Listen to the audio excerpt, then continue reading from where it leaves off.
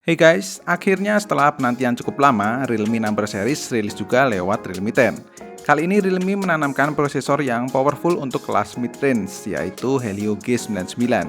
Di mana SoC ini punya fabrikasi 6 nanometer yang bakal ngasih peningkatan performa, stabil tapi juga minim konsumsi dayanya. Plusnya, untuk di kelasnya, Realme 10 juga dikasih layar Super AMOLED yang bakal muasin kamu ketika memakai smartphone ini. Dan mantapnya lagi, Realme 10 ini bakalan dibanderol dengan harga mulai dari 2 jutaan. Lalu, seberapa powerfulnya Realme 10 ini? Mari kita tes bareng-bareng performanya. Kali ini Realme 10 Number Series terasa sedikit berbeda di Realme 10 ini. Karena kalau biasanya yang sering diunggulkan itu dari segi kamera, namun di Realme 10 ini sekarang performanya yang tampak diunggulkan oleh Realme. Tampak dari beberapa kali postingan IG Realme Indonesia. Jadi biar nggak basa-basi, langsung kita bahas dari segi performanya dulu. Menjadi SoC favorit di kelas mid-range, MediaTek Helio G99 ditanam juga di Realme 10. Dengan dipadukan 8GB plus 8GB RAM dan 128GB ROM yang masih bisa kamu tambah memori eksternal up to 1TB. Serta ditopang baterai berkapasitas 5000 mAh.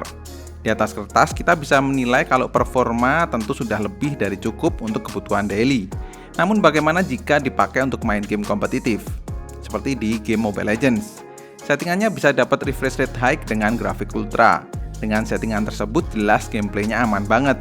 Animasi skillnya juga bisa tercapture dengan baik, nggak ada frame dropnya dan mulus bisa jalan di rata-rata 59 fps.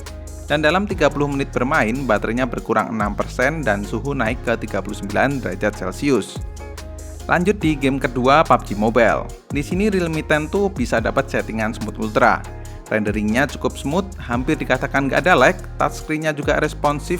Bahkan kalau kurang sensitivitasnya, kamu bisa setting lewat touch optimization. Cuman gyronya aja yang rada delay.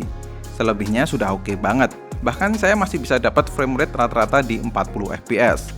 Dalam 30 menit bermain, baterainya berkurang 7% dengan suhu naik ke 43 derajat Celcius.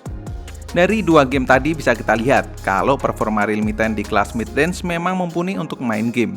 Begitu pula ketika saya tes di beberapa benchmark nih, seperti di Antutu versi 9 bisa dapat skor 381 ribuan, terus di Geekbench 5 angka single core-nya di 566 dan untuk multicore di 1757. Sedangkan di 3D Mark Wildlife overall skornya di 1355, average FPS di 8.10 dan stability 99,4%. Gila ya, stability-nya bagus banget nih. Dan kamu masih nggak percaya dengan kestabilan performanya? Nah, ini masih saya tes lagi pakai Genshin Impact dengan settingan default loss 30 fps. Dan terbukti bisa dilihat lewat sistem statusnya tuh. Kalau FPS-nya stabil banget bisa rata-rata di 29 fps. Sesekali doang kok ngedrop di 25 fps.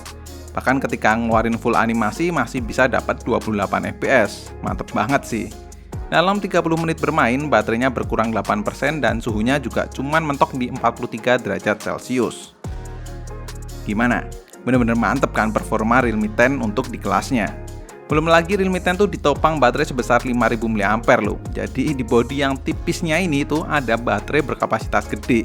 Yang dimana ketika saya tes untuk nonton YouTube, baterainya berkurang 6%. Dan pengetesan di PC Mac bisa dapat 15 jam 51 menit.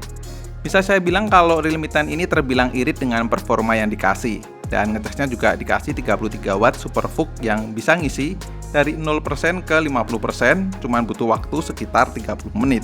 Dah, mantep. Bukan cuman dari performa, namun di Realme 10 kameranya pun juga oke walaupun tidak dibekali kamera ultrawide sekalipun. Punya 50 megapiksel main kamera dan 2 megapiksel untuk black and white kamera, serta kamera depan 16 megapiksel selfie kamera sudah bisa kamu andalkan di setiap momenmu.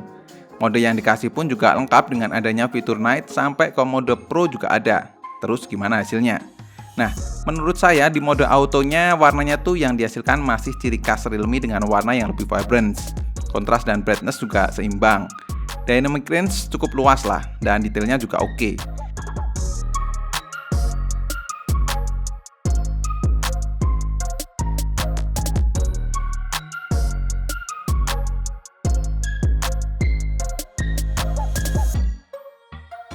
Kalau kurang detail, masih bisa pakai mode 50 megapikselnya untuk detail yang makin bagus.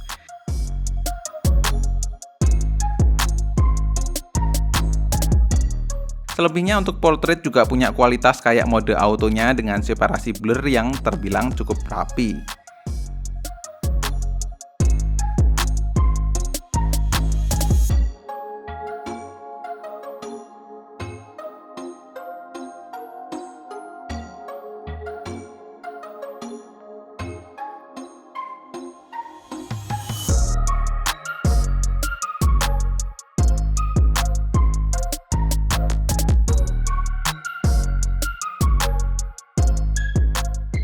Sayangnya untuk kualitas video masih kurang smooth nih, jadi perlu tambahan stabilizer jika kamu mau vlogging pakai Realme 10.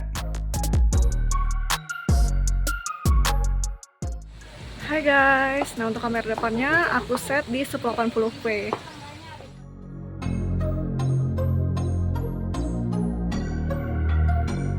Kita lagi ada di Isi Berisi ya, jalan-jalan sore.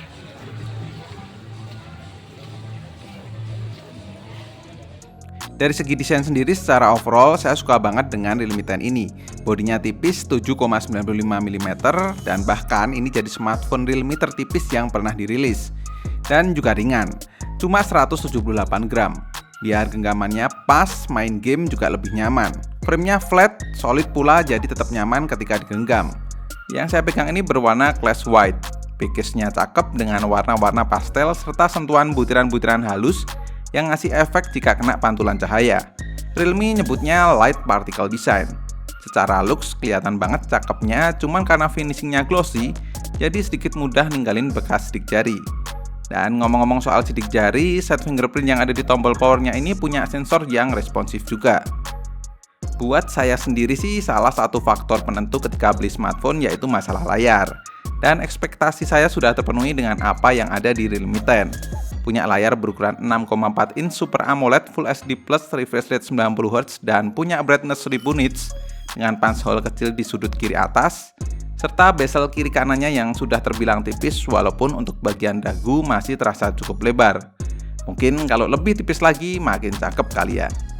Dalam experience saya beberapa hari pakai Realme 10, brightness tinggi dan Super AMOLED bikin pemakaian di luar ruangan tetap nyaman. Apalagi di dalam ruangan tuh, gonjreng banget.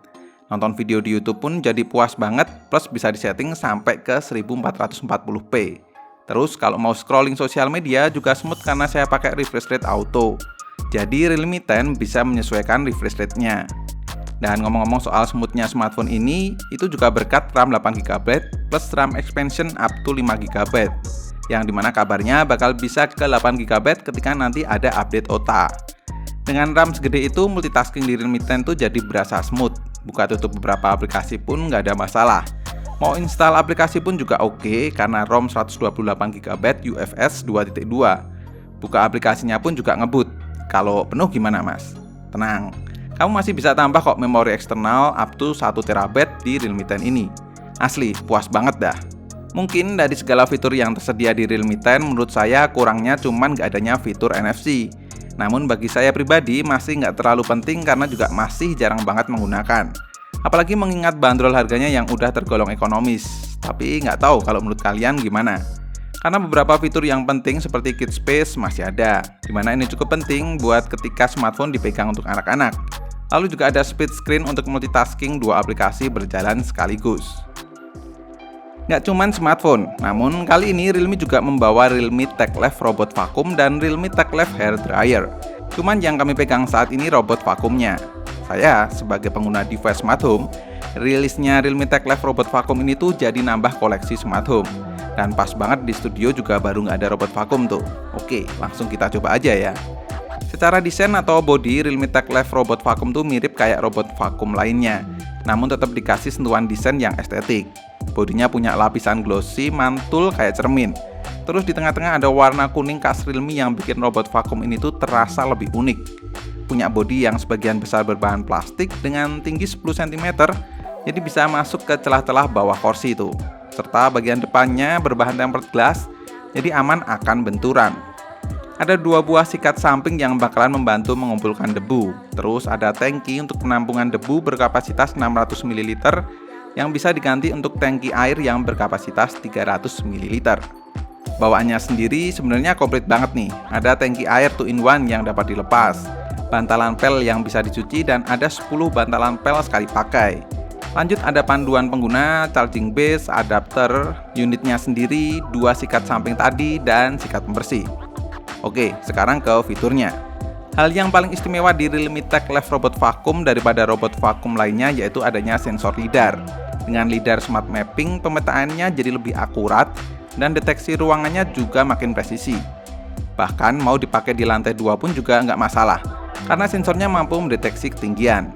So, Realme Tech Live ini mampu menjangkau hingga sudut-sudut ruangan dan jalur pembersihannya lebih optimal. Secara pemakaian sebenarnya ada 3 fungsi itu, yaitu mau vakum, mop, atau vakum dan mop sekaligus. Suction atau penyedotannya pun juga ada 4 mode, mulai dari quiet, normal, turbo, hingga ke max. Kalau mau setting ke max, suaranya sih nggak sampai yang berisik banget gitu, jadi masih nyaman ketika kamu tinggal untuk aktivitas lainnya. Asli, ini buat yang banyak kerjaan di rumah, robot vakum kayak gini tuh ngebantu banget. Oh iya, lupa ngasih tahu. Untuk ngontrol Realme Tech Live Robot Vacuumnya ini, kamu perlu install aplikasi Realme Link ya. Buat saya pengguna IoT Realme Link tuh udah wajib hukumnya. Nyambunginnya juga mudah kok. Oke, balik lagi ke aplikasi. Di sini kamu juga bisa edit restricted zone serta edit room. Jadi kalau ada zona yang nggak perlu divakum, bisa tuh dibikin virtual wall. Selain itu, lewat Realme Link kamu bisa nge-schedule jadwal pembersihan. Terus ada do not disturb, ada remote control juga kalau barangkali mau sambil buat mainan gitu. Ada fan robot jika robotnya klingsut. Lalu juga ada auto boost buat naikin daya vakum ketika ngedetect karpet atau bersihin apapun yang masih terasa kurang bersih. Dan yang patut diacungi jempol menurut saya adanya consumable. Jadi di sini ada info sisa pemakaian dari filter, side brush atau sikat, dan main brushnya sendiri. Jadi kalau sudah nggak bisa dipakai, tinggal kamu ganti aja gitu. Kesimpulannya nih, kalau dari kabar yang saya terima, Realme 10 bakal dijual di 2 jutaan. Menurut saya Realme ini bakal bisa beat the competition. Karena bukan cuma soal performa yang memang powerful di kelasnya, dimana kamu bakalan puas untuk main game juga, tapi dari segi desain body yang tipis tapi juga solid, dan kamera 50 megapiksel yang cukup bisa memenuhi ekspektasi smartphone di 2 jutaan. Ibaratnya Realme 10 tuh udah kayak kecil-kecil cabai rawit lah, body tipis tapi performa tetap powerful. Sedangkan untuk Realme Tech Live Robot Vacuum menunjukkan kalau Realme memang semakin serius dalam menggarap IoT-nya. Buat kamu yang banyak kerjaan di rumah, Realme Tech Live Robot Vacuum tuh ngebantu banget. Karena kamu bisa menjalankan otomatis atau tinggal atur jadwal aja, biar si robot tetap beroperasi tanpa perlu kamu aktifkan. Apalagi teknologi lidar yang tertanam tuh bisa memetakan ruangan lebih presisi, jadi pembersihan makin lebih optimal. Yang tertarik untuk beli, link pembeliannya bisa cek di kolom deskripsi ya. Dan cukup sekian untuk video kali ini. Terima kasih banyak yang udah nonton sampai akhir. Koko undur diri dan kita ketemu lagi di video selanjutnya.